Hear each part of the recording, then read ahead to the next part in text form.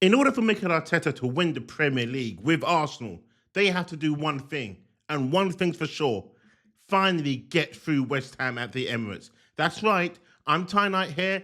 Let's get into it. So, West Ham have been a thorn in Arsenal's pursuit of a Premier League title. 2 seasons in a row now, Arsenal have failed to beat West Ham to win the Premier League. And I'm not saying that West Ham is the one and only team that has stopped Arsenal. No, there have been a number of teams, but West Ham for the last 2 seasons have won at the Emirates in Arsenal's pursuit of winning the Premier League. Mikel Arteta now goes up against the third manager in as many years against West Ham.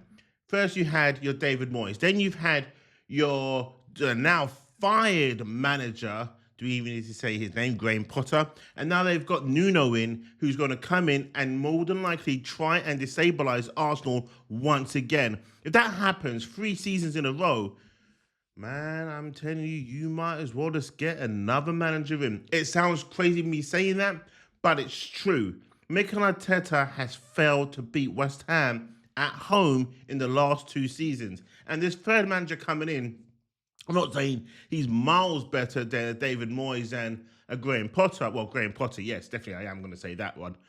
But Mikel Arteta, again, with 10 attacking players at his disposal, should absolutely dismantle this West Ham team. Now, we're not going to say that West Ham are all a bunch of scrubs. No, we're not. They got a couple of players there who can cause harm and damage just like last season. But this season's got to be different. This season has to be a different style, a different flavour, a different mix when we take West Ham on Saturday at 3 o'clock. I'm expecting, no doubt, that Jarrod Bowen's going to try and do something. He more than likely has his father-in-law in his ear. Yeah, what you got to do, Jarrod? You just got to stick it to them as best as possible. All that more sound like Jason Statham than a Danny Dyer. I don't know. But you let me know. Who are you scared of when it comes to West Ham facing Arsenal? Who are you scared of and thinking if Paquetá turns up, yeah, he's going to do some damage. If Jarrod Bowen turns up, he's going to do some damage. We're not thinking of Callum Wilson or Fourquart or Fun. No, because after that, after Bowen, after Paquetá, they don't have fuck all. Let's be ruthless about it. They don't have fuck all on Arsenal. Arsenal need to shit all over West Ham for what they've done to us in the last 2 seasons. They pretty much handed everyone else, Liverpool, Man City, the title because they beat us. And now tables are going to reverse. Just like we struggled against Newcastle for the last couple of seasons, we now reverse that one. Let's reverse this result. Mikel Arteta has to do everything he possibly can and pick the right 11 to go out and do battle against West Ham. Now, my 11 coming up right now is going to be David Raya in goal. I will go with a Timber, Saliba, and Gabriel if he's fully recovered. And then you'll have a toss-up between a Calafiori or Miles Lewis-Skelly. I'm going with Calafiori. Why? Because he's just been playing out well this season. Lewis-Skelly started in a week against Olympiacos, as we know, but Calafiori will come back into this.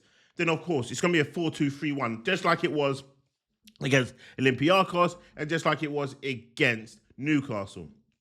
Zubimendi and Rice will be there as the shield of the defence. They'll be there to marshal this midfield. And Declan Rice better turn up against his former club. And I mean it. Yeah, he scored that one beautiful goal against West Ham away from home a few seasons ago. But I need him to do some damage against his former club. And when he scores, and should he score, should I say, he best celebrate. No putting those hands up going, yeah, okay, I got to give you respect. No, because they don't respect you, so you don't respect them. Zubimendi needs to have a good game in midfield. He needs to assert his dominance. Yeah, those nice little volleys that he's done with his 2 goals that he scored so far this season, that's all well and good. But I expect to see more goals. I expect to see more creation. I expect you to absolutely assert your dominance. This is your first derby. It best be not your last. Okay, moving on to the right-hand side, we know it's going to be Saka. On the left-hand side, this is where it becomes a bit tricky now. Are we going to see Trossard play? Are we going to see a well-deserved game time for Martinelli? Or are we going to see Eza? That's the big question. Who do you want to see on the left-hand side? Trossard, Martinelli, or Eza? Who starts there? In the number 10, we know who's going to be playing. We know who's back. We know once and for all, Samson, yep, he's back. Martin Ødegaard, captain, fantastic. He's back. His display against Olympiacos was out of this world. It was great. It was an old Ødegaard threading passes, doing everything that he done a couple of seasons ago, where we all stood up and said, damn, he's the truth. And now the truth is coming back. He best be playing.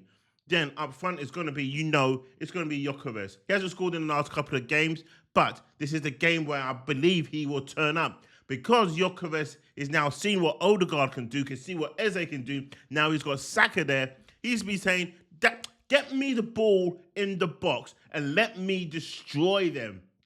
Martinelli wouldn't have got his goal if it wasn't for the likes of an Ødegaard or a great powerful shot of a Gyökeres. Martinelli wouldn't have got that goal. Gyökeres showed me just how powerful he is. He's not the fastest.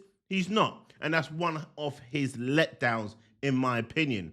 Now, again, I've got the Gyökeres report coming up a bit later on today, or I might just drop it tomorrow, but maybe today. You let me know when you want to see that Gyökeres report. But all being said, this has to be a 3-0 win for Arsenal. Nuno's going to come in there. He's going to shore things up for sure for West Ham. He's had a full week now being in charge, and he will say, this is how I want us to play. Is it going to be a 4-5-1? Is it going to be a 5-4-1? Is it going to be a 4-3-3? Is it going to be a 4-1-4-1 formation for West Ham? We don't know. We really and truly don't know. As I said, he had his first game on Monday night, draw 1-1, but now he comes to the Emirates with a point to prove.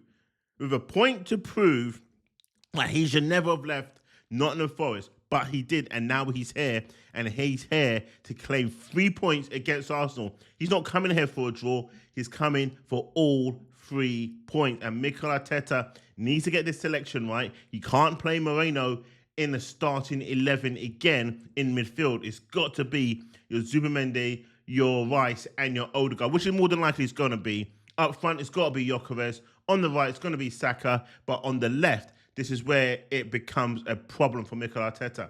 Is he going to go all out? Is he going to give us what we want, which is a front line of Eza, Ødegaard, Saka, Gyökeres? Are we going to see this formidable front four take to the Emirates pitch at long last? You let me know your thoughts below. You let me know what sort of formation. Let me know what sort of scoreline it's going to be. And make sure on your way out, you like and subscribe and you turn that notification on and hit that hype button. I'm Ty Knight for TK24 Sports.